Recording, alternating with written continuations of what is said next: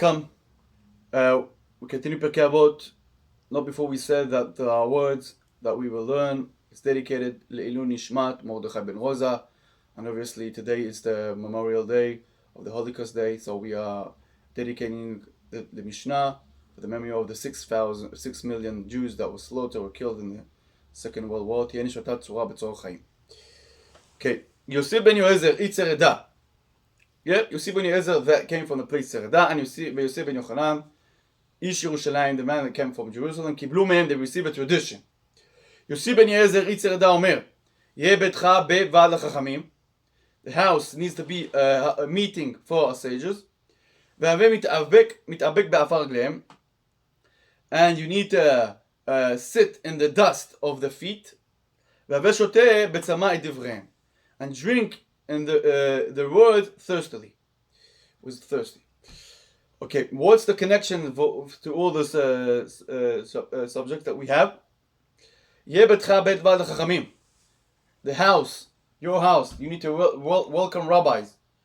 Each and every rabbi that comes, he needs to feel comfortable, and you need to designate a room in order to can sit on the Torah, and that will bring a blessing to your house, blessing to your family, but not only you yourself gonna understand and appreciate all the observations that the rabbi that you can receive from this particular rabbi that come to visit. You can be a shadar, like those that come collect money, but besides collecting money, they're also Torah scholars, so they come and visit you, and your house needs to be open for those rabbis to come and host them, make them comfortable, and let them learn the Torah, and on the way teach you to Torah. As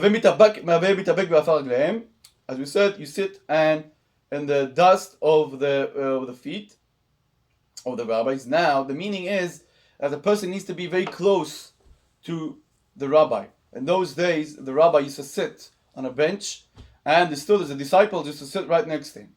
So, Pirkei Avot teaches us that a real disciple needs to be very close, as much as close as he can, next to the rabbi, and even smell or feel on the dust that the rabbis have. Today, we can use a different concept, we can say, to feel the spit of the rabbi, because everyone is sitting.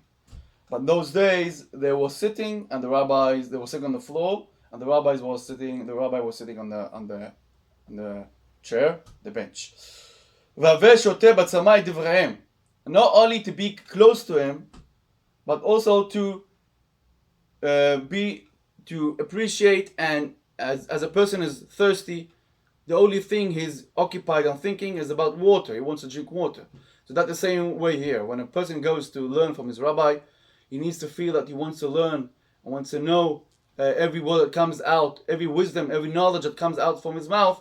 He needs to observe, he needs to appreciate. So not only be close, but really understand the knowledge and the wisdom that comes out, and want to understand the knowledge that comes out from his rabbi. I want to bring a small qualification that a great rabbi named Rabbi Ovadia Hadaya. He's the author of the book Eskil Avdi. He is a great chacham, passed away 40 years ago. He was one of the rabbis in Port Yosef, the famous yeshiva, the Sefardic yeshiva Port Yosef. And he writes in his book that everyone needs rabbis. Everyone wants to show him the right direction. Yeah? Navigate.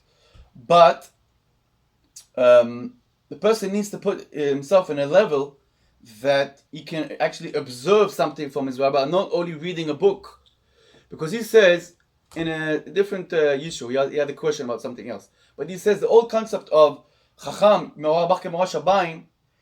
today a person needs to reconsideration and understand what's the meaning of it. Because in those days it was different. Why it was different? Those days a rabbi passed it over to the disciple, and he further to his student, and furthermore. But today, since we have books, we have computers, we have 4,000 books in Otar Chochmah, Bar Ilan project, all this stuff, that the person can learn Torah from that. So he needs to find the unique observation that he can receive from his rabbi. The Chacham Tzion Abba Shaul, also a great rabbi, 20 years ago, he passed away 20 years ago, he was Rosh Yeshiva in Port Yosef. And he teaches us that today, Rav Muvak, what's the meaning of Rav Muvak? A rabbi that is a clearly rabbi, the meaning is that he can observe, you can learn from him of the way of learning Torah, the way of understanding Torah, things that you can't necessarily find in the holy books, things that you need to, it's a challenge for you, it's a difficulty for you. This is the kind of rabbi you need to find. The rabbi, not the rabbi that can agree with you, not a rabbi that is something that you can learn by yourself. The rabbi that can challenge you, the rabbi that you can show you things that you didn't know before, things that you can get surprised with. That's a rabbi. And each and every person can put you need to analyze himself to know where to put himself and what direction, and according to that, to find the right rabbi that can teach him and show him the way. And then we will drink the words that come out from the rabbi, the knowledge that comes out from him, with thirstily and really observe and appreciate, understand, and eventually, if a person finds such a kind of rabbi, that he will be fortunate, he will be able to stand in his own feet, and that's the main idea of the rabbi, that causes the student to stand on his own feet. Thank you very much for listening.